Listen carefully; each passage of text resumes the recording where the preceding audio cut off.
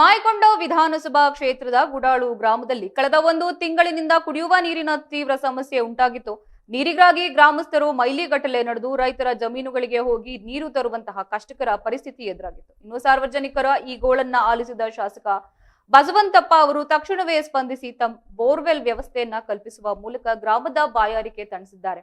ಇನ್ನು ದಿನನಿತ್ಯದ ಬಳಕೆಗೆ ನೀರು ಸಿಗದೆ ಗ್ರಾಮಸ್ಥರು ಪರದಾಡುತ್ತಿದ್ರು.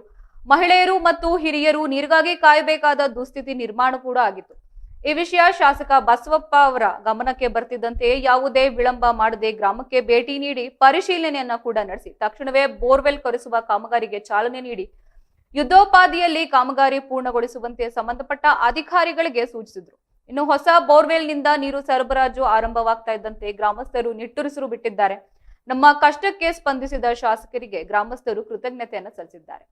ಇನ್ನು ಶಾಸಕರ ತ್ವರಿತ ಕ್ರಮದಿಂದ ನಮ್ಮ ನೀರಿನ ಸಮಸ್ಯೆ ಬಗೆಹರಿದಿದೆ ಎಂದು ಗ್ರಾಮದ ಮುಖಂಡರು ಹರ್ಷವನ್ನ ವ್ಯಕ್ತಪಡಿಸಿದರು.